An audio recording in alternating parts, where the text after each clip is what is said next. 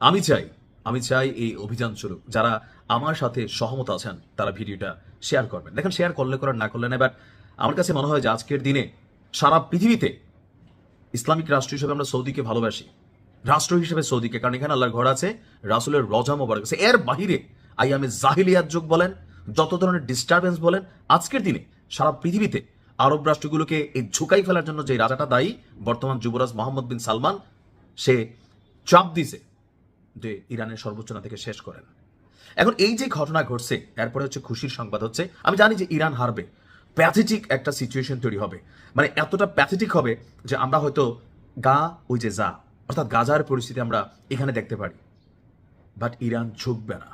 কি ঘোষণা আসছে দেখেন, কিছুক্ষণের মধ্যেই যুক্তরাষ্ট্রের ঘাঁটি এবং ইসরায়েলে ইতিহাসের সবচেয়ে বড় অভিযান চালাবে ইরান। সর্বোচ্চ নেতার এই অকাল প্রয়াণ অথবা তার এই শাহাদাত বরণ, দেখেন, আমি ইরানের মানুষ চিনি না, আমি কথা বুঝি না, আমি ভাষা বুঝি না, কালচার বুঝি না, জাস্ট আমার কাছে ফিল হয় অ্যাজ এ মুসলিম কমিউনিটি অথবা অন্যায়ের বিরুদ্ধে প্রতিবাদকারী একটা রাষ্ট্র, এটা হচ্ছে ইরান। আমার যদি এতটুকু ফিলিংস কাজ করে, আমার নিউজ শুই না, আপনার যদি এতটুকু ফিলিংস কাজ করে, যারা ওই দেশের জনগণ, তাদের ফিলিংসটা কতটুকু?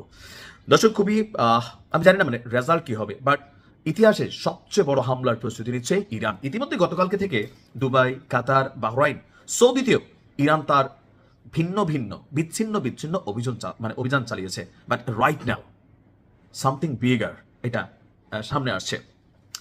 ইরানের ইসলামিক রেভলিউশনারি গার্ড কোর অর্থাৎ আইআরজিসি, তাদের একটা বক্তব্য বিবিসির প্রতিবেদনে উঠে এসেছে যে যুক্তরাষ্ট্রের মধ্যপ্রাচ্যে থাকা সকল ঘাঁটি, সকল কালপ্রিট আর ইসরায়েলের উপর ইতিহাসের সবচেয়ে বড় অভিযান চালানোর প্রস্তুতি নিচ্ছে ইরান।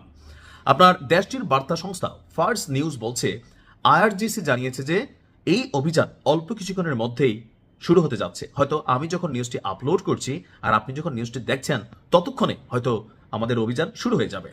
এবং বলা হচ্ছে যে মধ্যপ্রাচ্য জুড়ে তথাকথিত অধিকৃত ভূখণ্ড এবং আমেরিকার দুষ্ট ছেলের যেই দেশ আছে বা যে ঘাঁটিগুলো আছে, প্রত্যেকটাকে বৈধ লক্ষ্যবস্তুতে শেষ একটা মরণ কামড় দেবে।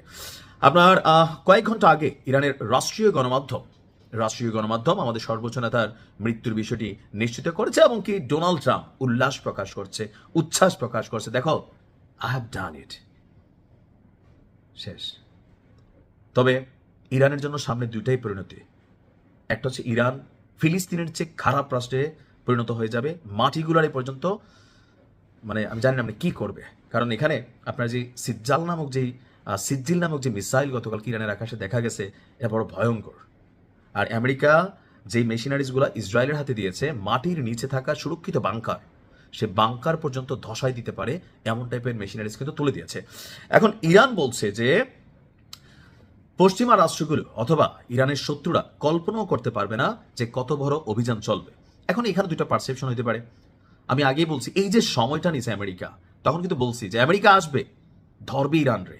তবে এক্ষেত্রে তাদের যে ছেলে তাদের পক্ষ হয়ে লড়াইটা করবে, সেই ছেলের, এমনকি তাদের যে ছোট ছোট ঘরবাড়িগুলো আমাদের আরব রাষ্ট্রগুলো তাদের নিজস্ব ভূমিতে দিয়ে রাখছে, সেই ঘরবাড়িগুলোকে তারা সর্বোচ্চ সুরক্ষা দিবে, তারপরেই অভিযানটা চালাবে। কারণ জানে ইরান, এই যে এখন যে ঘোষণা আসছে ইরান এটা করবে, আমেরিকা জানে।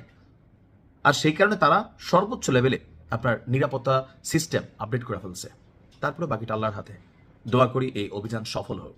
ভালো থাকুন। আসসালামু আলাইকুম।